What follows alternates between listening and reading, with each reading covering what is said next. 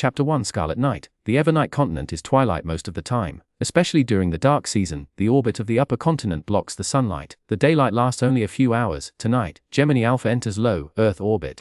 It is a rare night with a moon. A huge full moon almost occupied half of the sky. It seemed that it would fall on people's heads in the next moment. Even ordinary people without abilities could clearly see the huge basins and majestic mountains on the moon. But those who had not yet fallen asleep were in a state of panic. The full moon was actually scarlet. The moonlight fell from the sky to the earth like a veil. It was like a living thing. It spread across the undulating and rugged land. It rendered large patches of gray and black silhouettes with a rich red. It was like huge scars and wounds. From time to time, the cold light of metal flashed on them. Long wolf howls and unknown beast roars could be heard from time to time in the distance. They echoed, full of brutality. In the legends of the Evernight continent, the scarlet moon is an ominous sign. It is very rare, but once it appears it means chaos and pain. Whenever the moon is soaked in blood, the rulers of the dark world will open the door of disaster and spread violence and disaster to the earth. The legend is not without reason.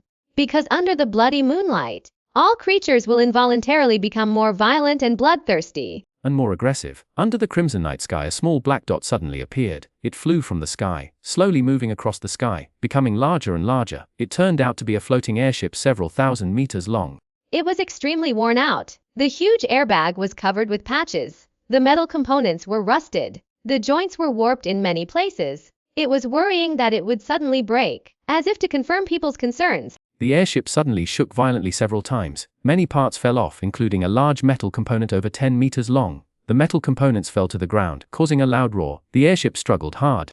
The rows of copper pipes on the outer wall were trembling. A large cloud of steam was gushing out from the rear engine room. A total of 8 propellers behind the rear of the boat made a jerky creaking sound. They were spinning wildly. It was barely able to stabilize the boat. Dozens of thick cables were dangling messily from the bottom of the airship, hanging a huge cargo hold that was also rusty. Through the unclosed door, one could see that it was filled with garbage. The rusted and old floating airship was like a dying giant beast. It struggled to move through the last section of the journey. Finally, it arrived at its destination, on the ground hundreds of meters below. It turned out to be an extremely large airship graveyard. At this time, tens of thousands of people were pouring out from their hiding places. They had long forgotten their fear of Feiyu. They waved vigorously at the airship and cheered excitedly. Even in this land that was almost forgotten by the Empire, they were the ants at the bottom of the world, struggling for survival every day. This is the burial place of those once glorious behemoths. The scrapped airships flying from the upper continent usually carry a lot of garbage. Over time, it becomes a garbage dump with everything. The people living in the airship graveyard rely on the garbage thrown down by the upper continent to survive. Once the airships that transport garbage have not arrived for a long time, a large number of people here will starve to death. For them, the garbage from the upper continent is their only hope. And tomorrow is too extravagant a word here. No one will think about tomorrow. The airship that had been aligned to the coordinates groaned in pain. The propellers stopped turning one by one. The huge boat suddenly shook violently. It bounced up and down in the air for dozens of meters. Then the outer wall on the left front cracked, separating a small airship. The appearance of the blimp looked much cleaner. It flew around the garbage dump, turned around and climbed, gradually flying into the sky. The airship in the air lost its power and began to vibrate. Suddenly it tilted and slowly fell to the ground. It fell faster and faster. Finally it hit the ground. It disintegrated with a roar. Countless garbage, scraps and metal components flew everywhere. It rained garbage over the airship graveyard.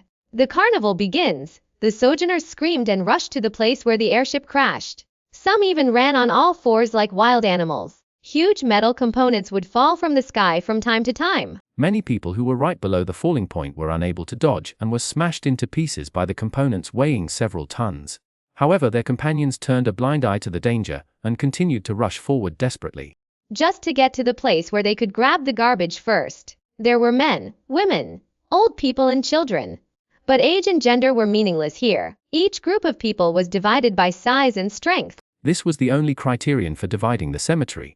Those who could rush under the wreckage of the airship were the strongest and most powerful men in the entire cemetery. Then came the weaker men and strong women. Then came the weaker women. The outermost circle was the elderly and children. People formed concentric circles with the fallen airship as the center. There was an invisible but insurmountable boundary between each layer. At the outermost edge of the concentric circles was the children's activity area. Hundreds of children were constantly rummaging through the garbage, looking for the almost non-existent food. Among them was a thin boy who was also trying hard to search. He was about 7 or 8 years old. His face was so dark that you couldn't tell what he looked like. The clothes he was wearing should have been an adult's shirt, but it looked like a robe wrapped around him. And the shirt had been torn to pieces. It was basically just a few large pieces of rags wrapped around his body. He used both hands to dig through the cold garbage. His hands were covered with cuts. Many of the wounds were still festering, but he seemed to feel no pain. He desperately dug through the pile of garbage in front of him that he couldn't make out the shape of. He hadn't eaten for 3 days. If he couldn't find something to eat today, he would definitely not survive until the next airship arrived. But no matter how hard the little boy tried, he got nothing. This area had been rummaged through countless times before being left to these children under 10 years old. These children were the weakest people in this garbage dump. When the strong people could not find food, their hungry eyes would turn to the elderly and children. This is an abandoned place. This is the airship graveyard. As long as the people here are alive, they are no different from beasts. Even the powerful beasts live with more dignity than them. The desire to survive made the little boy unwilling to give up. He kept rummaging through the garbage. Many of his wounds opened again because he was too strong. Blood oozed out. But he was completely unaware. Another pile of garbage rained down from the sky, and one of the larger garbage bags landed next to the little boy. The outer shell of the garbage bag broke. A greaseproof paper bag rolled out from among the useless garbage. It immediately caught the boy's full attention. There were even grease spots on the paper bag. He suddenly pounced on it with the agility of a wild cat. He grabbed the oil paper bag tightly in his hand. He didn't even open it to check what was inside. He tucked it into his clothes. At the same time, he turned his head and looked around cautiously. Then he carefully crawled to the outside. Among these children, there is also competition and robbing. There is even killing. The cruelty is no less than that of the adult world. The little boy was very thin and small. He was considered weak in this garbage dump. If the strong older kids found out that he had found something edible and tried to hide it, then a beating would be the least he would get. Luckily, the little boy avoided the sight of all the older children and successfully escaped from the area. He seemed to have an innate keenness and was always able to avoid those older children who were more terrifying than wild animals. After getting away from the wreckage of the airship, the little boy ran as fast as he could. He ran all the way to another pile of garbage and got into an empty iron barrel. This is his little nest. It is a place to hide from wind and rain. In the little boy's mind, this small space of just over 1 square meter is a paradise on earth. He carefully took out the oil paper bag, held his breath, and opened it slowly with a pilgrim look. There was actually a loaf of bread in the paper bag, a loaf of bread that had only been bitten. The first time the little boy saw it, he knew it was bread. He had never seen such complete food in the garbage dump, but he couldn't remember where and when he knew about bread. In fact, it was just an ordinary round bread. In the upper continent, even the lowest ranking people would take a bite and throw it away. Just like the piece in the little boy's hand. But in this garbage dump, it could be worth several lives. When he got closer, he could smell the faint scent of grains. The little boy felt that all the pain in his body had disappeared. He held the piece of bread carefully. He couldn't believe that he could find such a treasure. Is this a dream? A drop of blood oozed out from the wound on his hand and rolled onto the bread. The little boy cried out. He hurriedly rubbed his hands on his body. Trying to wipe off all the blood and sweat stains, he had a sad face. When he looked back at the bread, he felt as if something holy in his heart had been desecrated. At this moment, the little boy's stomach suddenly growled. His stomach expressed its desire with a convulsive pain. So he tore off the bloody part of the bread. He gathered all his determination and prepared to put it in his mouth, but his hand suddenly stopped in mid-air, just outside the iron barrel. A little girl appeared out of nowhere. She looked only 4 or 5 years old. Her face was black and gray, completely covering her natural skin color. But the clear outlines of her face outlined the shape of a future stunning girl. Her big, shining eyes were extremely beautiful. Her spirit was flowing. She was staring straight at the bread in the little boy's hand. Unable to look away, the little boy sat up suddenly. His left hand quietly grabbed a sharpened iron rod. This was the most instinctive reaction of people living in the garbage dump. When the food in one person's hand was seen by another person, it would often be a life and death fight. The little girl didn't run away. She kept her eyes glued to the bread. She didn't move. The little boy slowly put down the iron rod in his hand. He hesitated for a long time before he made up his mind. He slowly tore the bread into 2 halves. Then he handed 1 half to the little girl. The little boy's movements were slow. His hands were shaking. His forehead was covered with beads of sweat. His stomach and all the wounds on his body were protesting with the most intense pain. But the bread still fell into the hands of the little girl. The little girl seemed to be unable to believe her eyes. She held the bread tightly in one hand and rubbed her eyes vigorously. Only then did she confirm that she was not dreaming. She suddenly stuffed the bread into her mouth desperately. Half of the round bread, which was a circle larger than her fist, disappeared in that small mouth in just a few seconds. Maybe it took less than 3 seconds! The little girl ate the bread and licked the residue on her hands. Then she raised her eyes and focused her gaze on the little boy's face for the first time. She looked at him carefully and ran away like a fly. The little boy didn't know what he felt at the moment. He didn't know why he did this. He could only sit down dejectedly. Perhaps the little girl's pure eyes touched some emotion deep in his heart. But, what kind of strange thing is emotion? The little boy leaned against the wall of the barrel. He carefully tore off a piece of bread the size of a fingernail. He put it in his mouth. He did not swallow it immediately. He just held it in his mouth. He used the tip of his tongue to feel the fragrance of the grain. At this moment, a young girl's voice suddenly came from outside his den. He has something delicious in his hand. You promised to give me half. The boy's heart sank. He saw several older children standing outside. Chapter 2, standing in silence. The little boy was dragged out of the den without any suspense. The remaining half piece of bread was not spared either. It was now delivered to the strongest older child. These older children were all over 10 years old.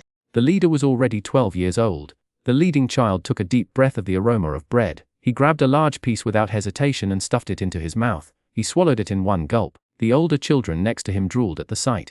A mouthful of bread did not calm the older boy's anger. Instead, it made him angry. How dare you hide the food? There's still half a piece left. Where did you hide it? You won't tell me. I'll beat you up. The little boy was kicked to the ground. A group of older kids surrounded him and punched and kicked him. They used all their strength in every punch. The little boy rolled around like a rag bag. The little girl showed panic on her face. She quietly took 2 steps back. She knew that if the little boy told her that he gave her the other half of the bread, she would probably be beaten to death on the spot. But the little boy's mouth seemed to be sealed with iron. He said nothing. He didn't even groan. He just endured the beating in silence. Finally, the older boys got tired of beating him. They slowly stopped beating him. They also searched the little boy's den. But they found nothing. It seems that he ate the other half, an older child said with jealousy. Maybe we can find it. The other skinny and dark-skinned kids screamed fiercely. The older boy in the lead kicked the little boy hard and shouted, "Where is the other half? If you ate it, then go to hell." The little girl's face turned pale instantly. But contrary to what she thought, the little boy did not speak, but struggled to stand up. The little boy moved his mouth. He seemed to be saying something, but no one could hear clearly. The older child could not help but move closer to the little boy. He wanted to hear what he was saying.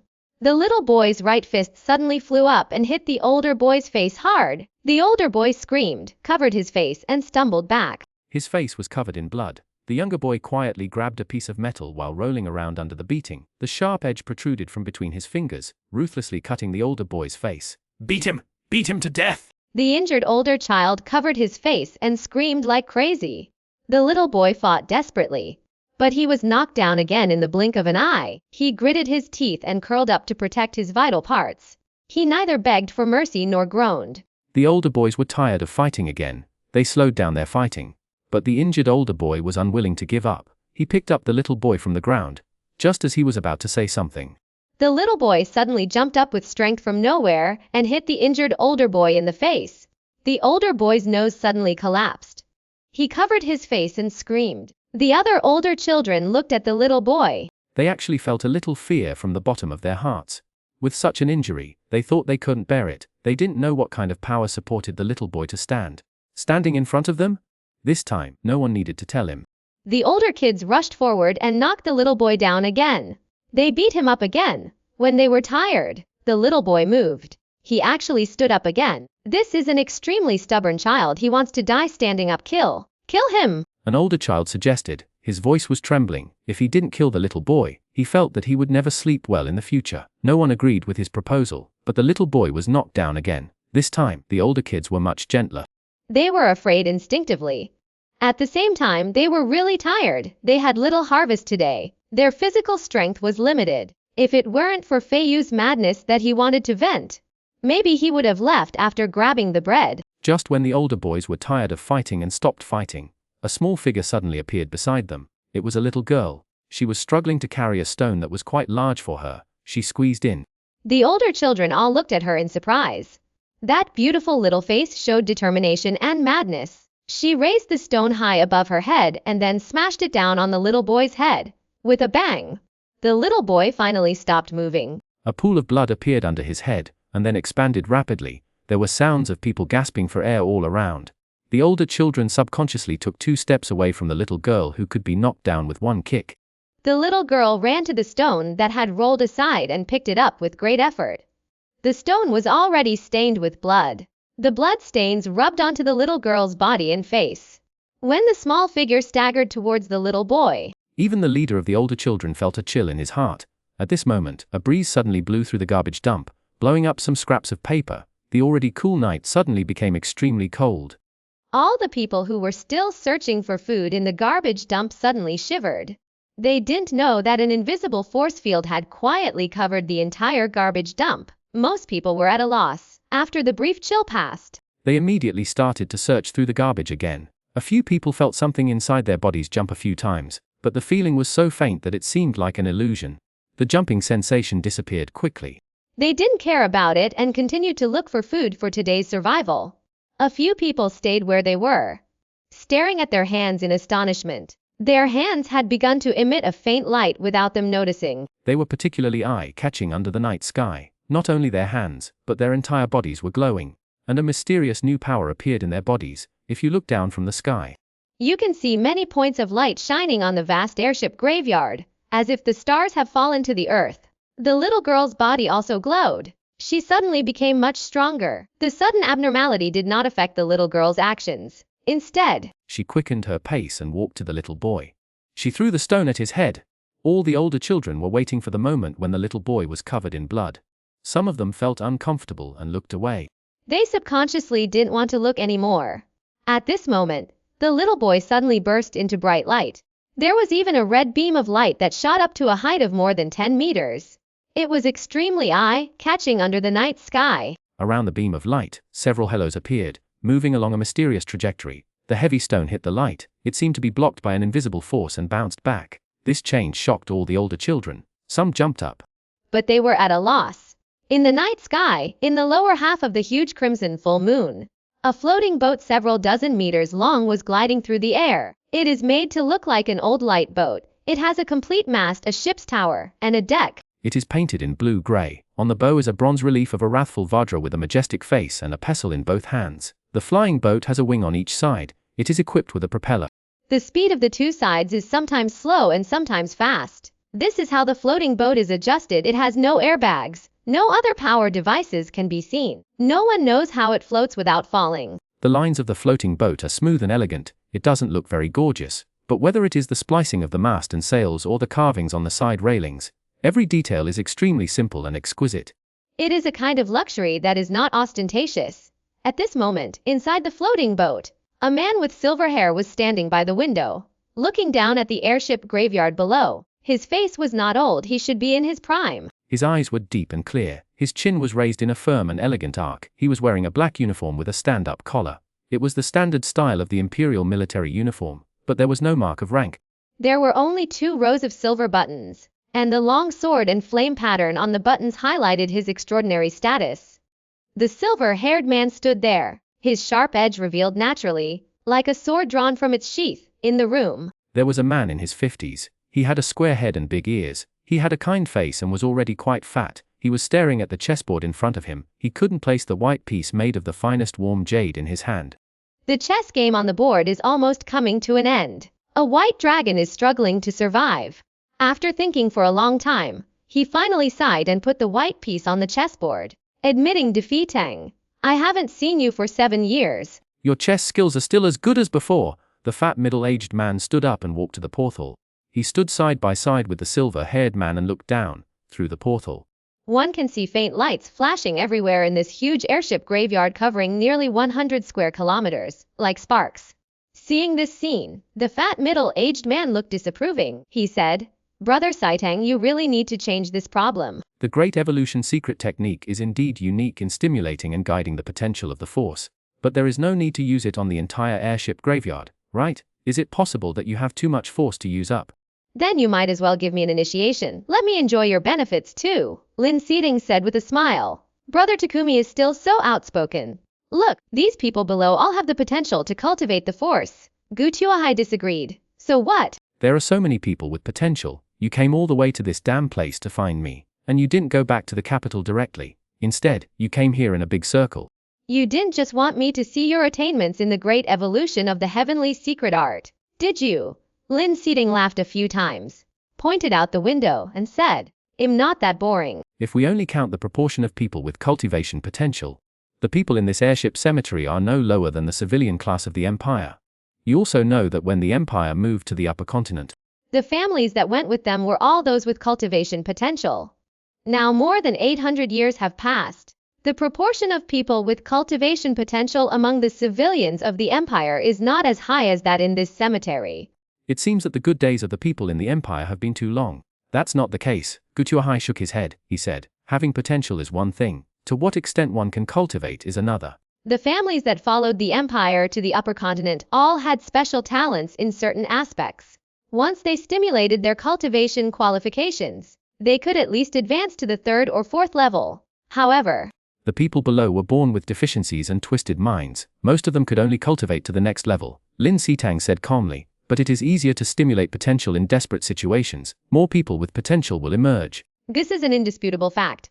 Gu Tuahai snorted heavily. He said, it's your natural selection stuff again. You've never seen it through in all these years. Since I am right, why should I see through it? Look at the sparks below.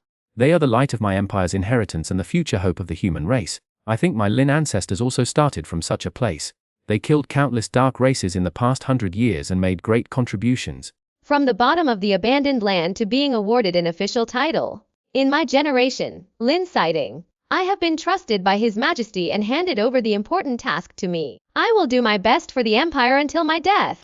As long as it is beneficial to the Empire, I will do it. I don't care about a little criticism. Gu Tuahai stamped his feet. He said angrily, is that just a little criticism? I know I can't explain it to a stubborn guy like you. Alas, Gu Tuahai was also confused for a moment. That's why I agreed to let you serve the Empire for another 10 years. Anyway, I will just do my job this time. Don't expect to take on any big responsibilities. In addition, good wine and beautiful women are also indispensable. Seeing that Lin Shitang just smiled and said nothing, Gu Tuahai could not help but get angry. He pointed out the porthole and raised his voice slightly. What you see are stars. What I see is the suffering of all living beings. If the Empire had not abandoned the Evernight continent, how could this place become an abandoned place? Look at it. In such a hypeless place, how could there be any truly qualified people? If there are, then it is really fucking hell. But in the direction of his finger, a thin red beam of light suddenly appeared. Although the beam of light was weak, it was extremely eye-catching among the numerous star-like lights. Even the blood moon that covered the sky and the earth could not cover it. Gu Tuahai was stunned. He murmured, is this really a ghost? Chapter 3, The Choice of the Big Man. Lin Sitang's great evolution of heavenly secrets has infinite mysteries. One of its effects is that it can guide and stimulate the potential of human cultivation. Some people with truly outstanding talents often experience strange phenomena under the stimulation of the great evolution of heavenly secrets.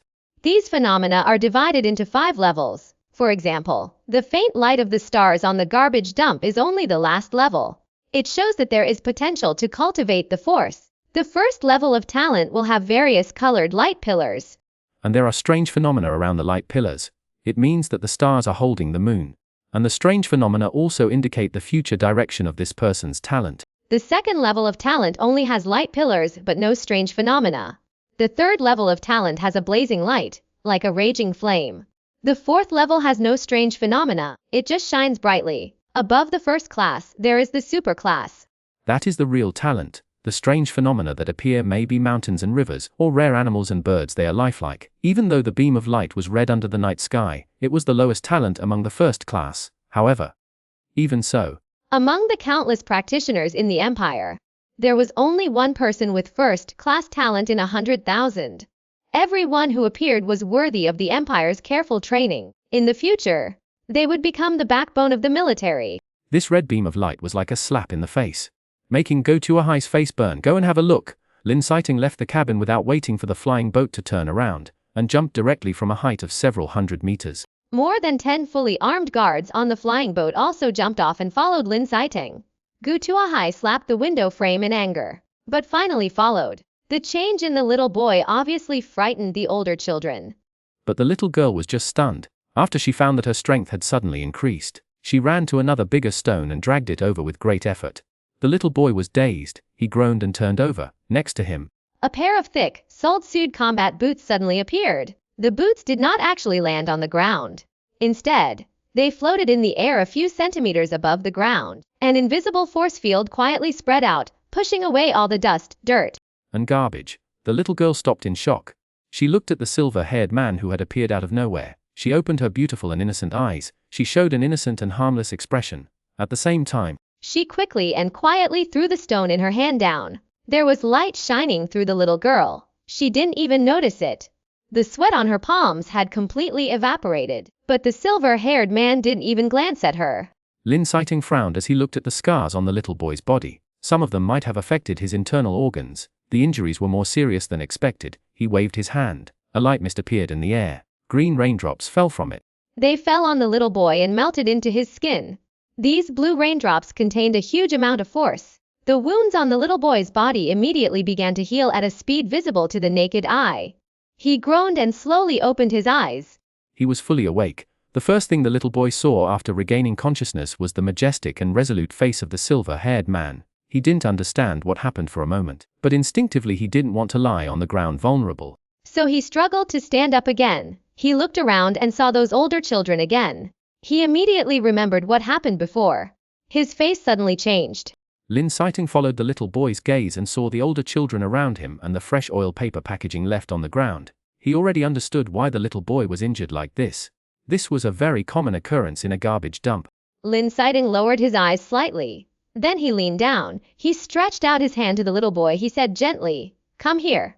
Give me your hand. What's your name?" The little boy was a little timid. He finally mustered up the courage and whispered, Xuanhuan. But he didn't dare to extend his hand any further after he stretched it out halfway. The little hand was dirty. It was covered with mud, although the wound had stopped bleeding under the nourishment of the light rain. The blood, mud and stains were still there. No matter what, he didn't dare put his hand into the spotless hand of the silver-haired man. Although in Xiao Qian's eyes, the big hand in front of him was the only place in the world where he could feel warmth at that moment. Lin Sitang smiled and encouraged, "It's okay, give me your hand." Go To Hai also flew down from the sky at this time. He usually showed a kind face, but when he saw Xuanhuan covered in wounds, he was obviously angry. He couldn't help but snorted heavily and glanced coldly at the older children around him. The older children who were slowly gathering and huddling nearby were terrified. However, more than a dozen guards had blocked all the passages in the area. They didn't even dare to run away. Lin Sang bent his waist slightly, stretched out his hand, and waited patiently. Under his clear and calm gaze, Xuanhuan finally found the courage and put his hand into that warm, dry, and powerful big hand. Lin Sighting gently held the small hand that was less than half his size. He closed his eyes and sensed silently. Gu Tuahai looked at Xuanhuan and suddenly frowned. As if thinking about something, Lin Sitang uttered a cry of surprise and opened his eyes. He looked Xuanhuan up and down, then he reached out and lifted the cloth covering the boy's upper body. His eyes were fixed immediately. On Xuanhuan's chest, which was so thin that his ribs were visible, there was a huge scar. It went from half an inch below the atrium to the navel. Just by looking at this ugly protruding mark, you could tell that this was originally a horrific wound caused by a disembowelment. But how old was Xuanhuan? How did he survive after a moment of shock? Lin Sitang stood up and said, "Brother Tuahai, you are proficient in medicine. Come and help me." Go Tuahai said nothing. He came to Xuanhuan. He didn't care about the dirt. He reached out and touched his whole body, wherever his big hands touched it. It felt like red-hot steel needles pierced into his body, but Xuanhuan gritted his teeth and didn't say a word. Gu Tuahai's eyes flashed with surprise. He praised. He was so brave at such a young age. Interesting. He stood up and said to Lin Sighting, "This child was originally a first-class talent, but the injury here was too severe. It directly destroyed his foundation. Not only that, I also suspect that this child may have a force crystal in his body." Lin Sitang immediately thought of a taboo word. He narrowed his eyes slightly. He said grimly, "You mean?" Gu Tuahai said solemnly, "No, I am just guessing, you know? That kind of thing is a big taboo, but he has been injured for several years." He should have been less than 3 years old when he was injured. As for now, you can see that his foundation has been severely damaged. Even if his talent for cultivation is stronger than that of everyone here, it is no longer a first-class talent. Xuanhuan's old injuries were so severe, but he was still able to stimulate the red energy column. This meant that his original talent might even be super. However, now, considering his physical condition, he was barely ranked 4th. This talent, which was only slightly stronger than that of an ordinary person, was completely worthless to the two great men in the Imperial military. Moreover, the huge wound on Xuanhuan's body had left hidden dangers. It was unknown whether he could survive the harsh training. Xuanhuan sighed with great regret. Lin Xiding looked at the little Xuanyi. The latter looked up at him. Perhaps the warmth in his palm had not completely dissipated. There was a dependence in the little boy's eyes that he himself was not aware of. Lin Xiding's heart moved slightly. He said slowly, "It is fate that we can meet here. How about this? I will take you away. As for where to go, you can choose it yourself." He took out a few smooth jade tablets. He reached out and wiped them. Words appeared on the upper side of the jade tablets. He placed the side with words facing down in his hand and handed them to Xuanyi. Xuanyi hesitated for a moment. He pulled out a jade plate from the middle and turned it over. There were 2 words on it, but he didn't recognize them. Xuanhuan saw it, just sighed, and then shook his head. Lin Sheng read it softly to Xuanyi. Hongquan. Then he took the jade token back from his hand. He reached out and touched his head, asked, "What's your last name?" "I don't have a last name. My name is Xuanyi." Lin Xiding nodded and said gently, "Okay, if you come back alive from that place in the future, you can use my last name." Lin Qianyi didn't understand what Lin Xiding was saying. He just listened in confusion. Lin Xiding didn't need him to understand now. He turned around and ordered, "Take him back to Bluebird, give him a bath and treat his injuries, and change his clothes." After giving the order, Lin Xiding and Xuanhuan slowly rose up, gradually accelerated, and flew towards the light boat hovering in the air. The older children stayed nearby for a long time, watching everything. Although they may not have understood everything the adults said, they knew the words of bathing, eating, and clothes, which were extremely tempting. Seeing the guards preparing to take Xuanyi away, the older children suddenly rushed over and screamed, "Take me with you! I want to take a shower and eat, too!" He tried to hug the guard's thighs. He then reached out to pull Xuanyi down from the guard's arms. The injured big boy dragged Xuanyi's legs hard. He shouted, "This is my place!" "Who do you think you are? Can I kill this little bastard? He actually dared to hit me with his head! All the food up there is mine!" The big boy's attack this time was even more brutal than before. He specifically looked for Xuanyi's wounds to scratch. There was only one rule of survival in the garbage dump. Kill him, then you can get everything from him. The guards, who were as big as mountains, did not move. They just let the older child make a scene. The little girl looked at him and quietly moved over. It was not until Xuanyi's little face showed pain after being pulled by the older children that the captain of the guard said coldly, "That's enough." Even Mr. Takumi had nothing to say now. As soon as the captain finished speaking, the guard holding Xuanyi suddenly turned ferocious. With a fierce kick, he kicked the big boy dozens of meters into the air. This kick contained a fierce hidden force. After the older child flew into the air, he suddenly exploded into a ball of blood mist. Another guard stepped forward with a grim smile, stomped his foot hard and said, "You little bad guys, you dare to disturb Marshal Lin." Suddenly, a ripple appeared on the ground, with the place where he stepped as the center. It quickly spread out to the surroundings. The group of older children were all affected, one by one. They were suddenly thrown into the air by the huge force that surged out of the ground. Blood gushed out. The bones all over their bodies made crackling sounds. In an instant, they were twisted beyond recognition. The shockwave also swept through the captain and other guards. They didn't move at all. They all endured it as if nothing had happened. The little girl was not affected. When the captain just said that, some of the other older children were still in a daze. Some of them had already stupidly listened to the leader's words and rushed forward. But she turned around and ran away. She ran desperately without looking back. Just like that, she happened to escape the shock wave and survived miraculously. Seeing that a little girl had escaped, the guard's face suddenly turned red. He snorted heavily and raised his foot to step down again. He had only used 30% of his strength just now. But the captain suddenly reached out and put his hand on his shoulder, preventing him from stepping down. The captain seemed to be listening to something. Then he nodded. He picked up Xuanyi, who had been motionless and just staring with eyes wide open. He took out his pistol again and put Xuanyi's little hand on the trigger. The captain held the pistol steady, aiming at the back of the little girl. He said to Xuanyi, "She has tried to kill you several times. Come on. Pull the trigger back hard. Then she will die with a bang." Xuanyi grabbed the trigger with his whole hand.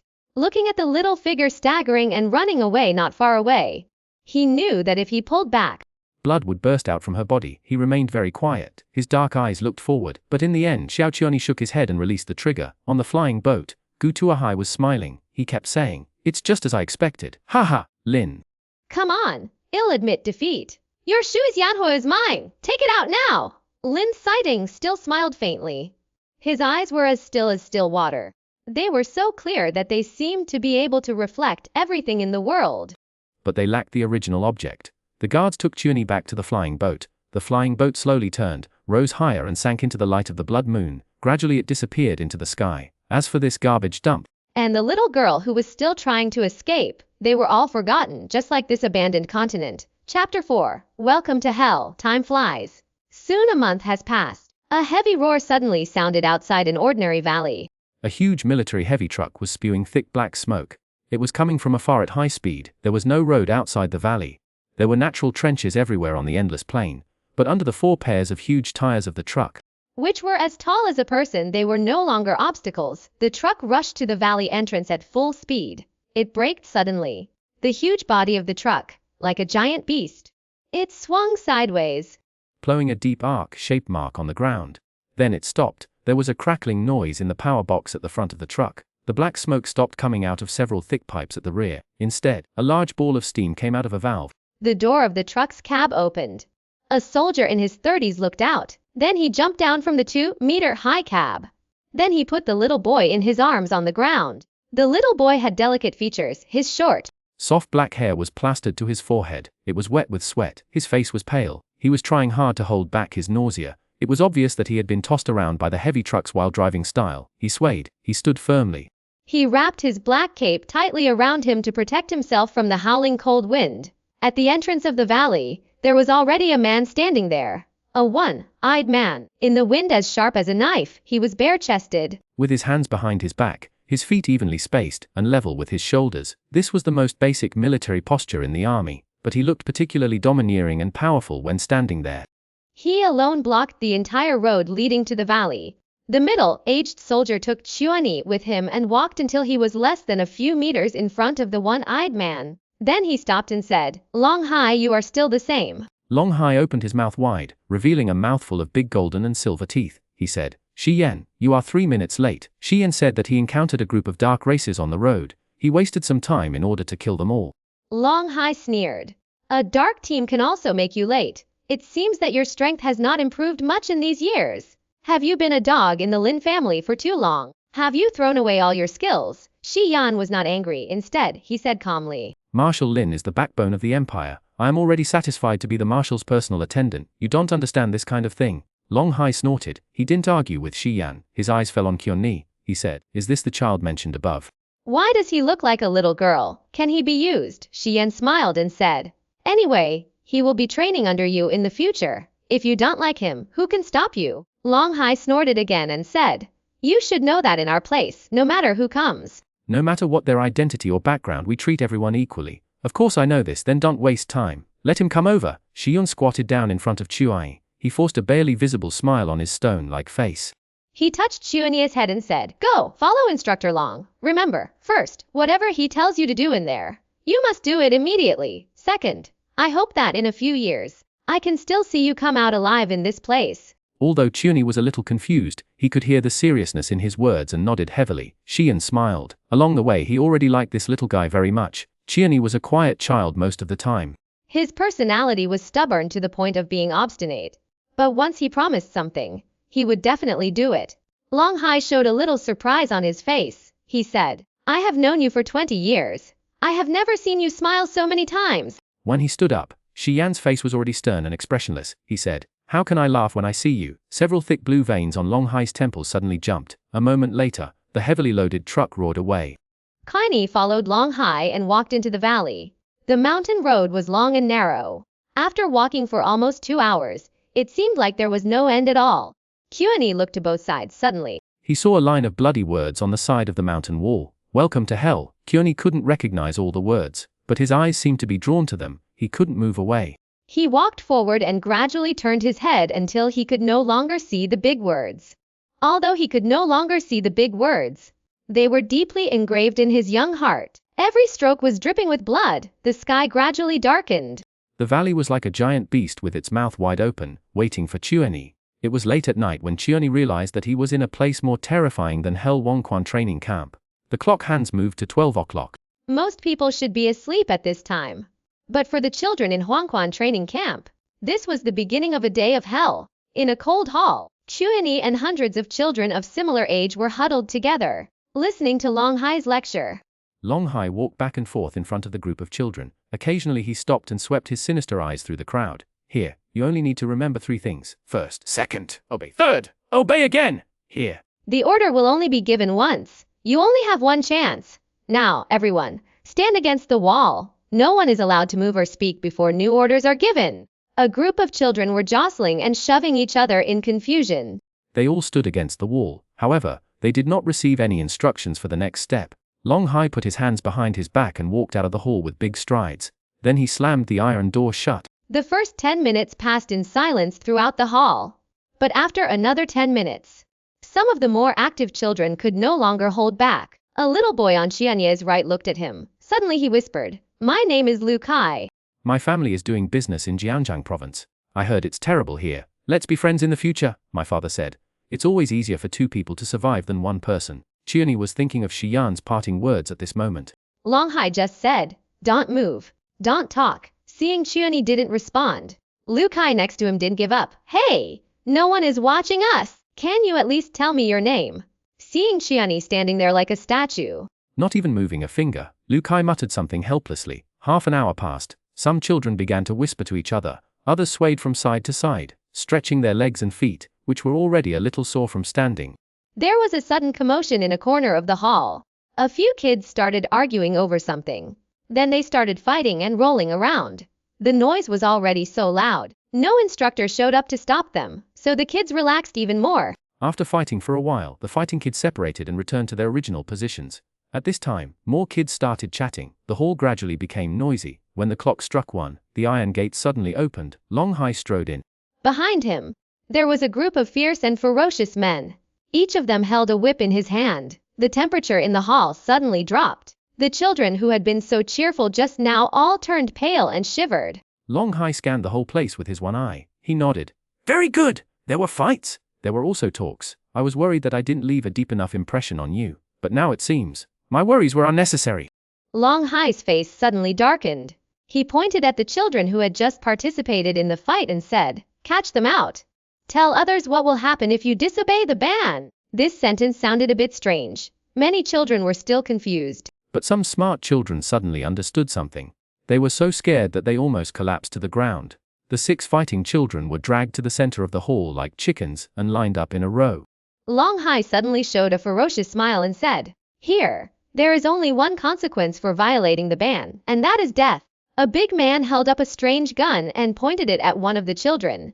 The muzzle was so thick that a child's fist could fit in it. A thick red light suddenly spurted out from the muzzle of the gun.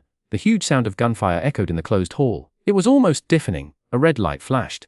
The boy's upper body disappeared. Only his legs remained. Blood splattered over 10 meters. Even onto the opposite wall. The big man smiled bloodthirstily and cruelly. He turned the gun and aimed it at the next child. He was a little boy with a rebellious face. Now he finally panicked and shouted, "No, I don't want to die." My uncle is an Imperial general. The gunshots rang out again, interrupting the second half of his sentence. Imperial general. He is the son of the Imperial marshal. Once you enter here, the consequences of violating the ban will be the same. The big gunshots continued. After 6 shots, the center of the hall was already soaked in blood and minced meat. Long Hai then said, "Now, the person who just spoke, stand up, take off your clothes and lie down. You are lucky." Only 3 lashes are enough for punishment. However, if anyone wants to cheat me, then the end will be the same as those 6 brats. The children looked at each other. Many of them walked to the center of the hall tremblingly. They took off their clothes and lay down obediently. There were less than 20 people left standing against the wall. Is there really no one left? Long Hai asked again. The 2 children, who were originally leaning against the wall, came out tremblingly. Long Hai nodded and said, 5 lashes for each of you 2. The 2 children turned pale, but it was too late to regret. Long Hai suddenly stretched out his hand and pointed at the 4 children standing against the wall. His tone turned cold. "Since you dare to lie to me, then go to hell." The 4 crying children were dragged to the center of the hall. Then 4 deafening gunshots rang out. Just like that, on the first night at Xuanhuan training camp. Qianyi clearly understood the consequences of violating the ban. Also on the first night, the number of new students in this batch was reduced by 1/10. At 3 o'clock in the morning, Qianyi and other children were driven into a large room. There were rows of bunk beds. Each child quietly chose a bed. Then they lay down and went to sleep. No one spoke, no one cried. Xuanhuan lay down on his back as usual. But suddenly he was stabbed by a sharp pain in his back and sat up. The children's painful moans could be heard in the darkness, but they were obviously trying to suppress the volume. Xuanhuan turned over and lay on the bed carefully, so as not to irritate the whip marks on his back. Xuanhuan was also whipped. There were only 11 children who followed the order as strictly as he did. These 11 children received special treatment. They were only whipped once. Chapter 5. Night and Dawn. Xuanhuan was extremely tired both physically and mentally at this moment, And fell into a deep sleep in the blink of an eye. But only 3 hours later, Xuanhuan was awakened by a harsh ringing of the bell. Almost instantly, Long Hai's order entered his mind. He immediately got up, rushed over to grab the clothes thrown at the end of the bed, and put them on as quickly as possible. In the process, of course, he could not avoid touching the whip marks on his back, so he gasped in pain again. The children only have 5 minutes from getting up to gathering. The last 3 will receive an additional punishment of 3 lashes. Xuanhuan stood in the queue almost numbly. He followed the order almost numbly and started running along the path up the mountain. When he ran 5 kilometers and finally returned to the starting point, he was really numb. This time, thanks to his experience of surviving in the garbage dump. Xuanhuan performed quite well. He was the 10th person to run back to the finish line. Then there was an hour of strength training. Those who did not complete the training would be whipped. The skinny Xuanhuan was unfortunately whipped. This is just the beginning. In the following training, the whip will be the most impressive thing for these children. Strength training is over. Then it's time for breakfast. The most commendable thing about the entire training camp is the breakfast. Not only is there a wide variety of food, but also the quantity is unlimited. You can eat as much as you want. There are no restrictions, except for the time. The breakfast time is set at 30 minutes. It is almost luxurious, so no one will exceed the time. The experience of the past day had already taught these children that any behavior beyond the prescribed time limit would result in a whipping. There were children from prominent families in the Xuanhuan training camp, but most of them were civilian children selected from all over the country. There were also a few orphans with similar experiences to Xuanhuan. Those children who had been struggling with hunger for years saw such a sumptuous first meal. Most of them lost control and ate desperately, fearing that they would not have such an opportunity next time. Xuanhuan ate cautiously until he was a little fuller than normal, and then stopped in the garbage dump. He had seen many people who accidentally picked up a large bag of food, but ended up being stuffed to death. Breakfast time was over. When the bell rang, the children rushed to the door like a tide. Then an accident happened. A little girl suddenly fell to the ground. Then she rolled over in pain. She kept shouting and screaming. After a while, she stopped moving. She ate so much that she lost her life. This breakfast and this little girl taught the surviving children a lesson in moderation. After breakfast, it's training again. The whole day is full of various training, and it's all about strength and endurance. Halfway through each training session, Xuanhuan felt like he couldn't hold on any longer.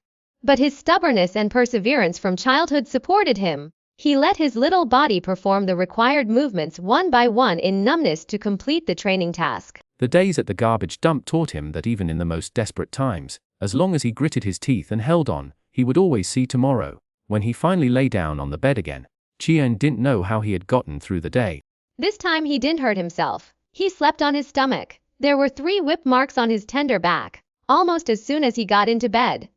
Xuanhuan fell asleep immediately. That night he had a dream. The dream was filled with the sound of whips cutting through the air. At 6 in the morning, the piercing ring woke Xuanhuan up from his sleep. He jumped out of bed and put on his clothes instinctively. He rushed out of the barracks at full speed. During the whole process, he did not open his eyes completely. As soon as he left the barracks, the sunlight that hit him suddenly made Xuanhuan squint his eyes. He suddenly remembered that it should be the dark season now. How come there is sunlight at 6 o'clock? The next moment, Xuanhuan realized that he was no longer in the garbage dump, but had come to the middle continent where the empire was located. The sunlight here was rarely blocked by other upper continents. Naturally, there was sunlight at 6 o'clock. Xuanhuan was stunned for only a blink of an eye before rushing to his position and standing straight like a javelin. A new day has begun. Xuanhuan's most profound memory was still the whips in the hands of the instructors. He was whipped again because he failed to complete the required number of tasks within the specified time. The experiences of the other children were similar to Xuanhuan's. Only the strongest ones were not punished. The weakest one was whipped 5 times. Finally, he fell to the ground, unable to stand up by his own strength. He was immediately dragged away from the training ground. Since then, Xuanhuan has never seen this child again. On the third night, the instructors brought a large bucket of black ointment and asked the children to apply it on the whip marks. It hurt a lot. It hurt even more than when the whip hit the body. But after a night of pain that made it impossible to sleep, the whip marks on Xuanhuan's body were almost healed by the next morning. And so it went. Days passed. Every night Xuanhuan had dreams. These dreams were all about whipping. It was not until a month later that Xuanhuan welcomed the first day without being whipped, and that night, Xuanhuan suddenly counted the companions who started training with him. He was shocked to find that there were only 76 people around him now. There were more than 100 children at the beginning. In a month, 30 of them had been reduced.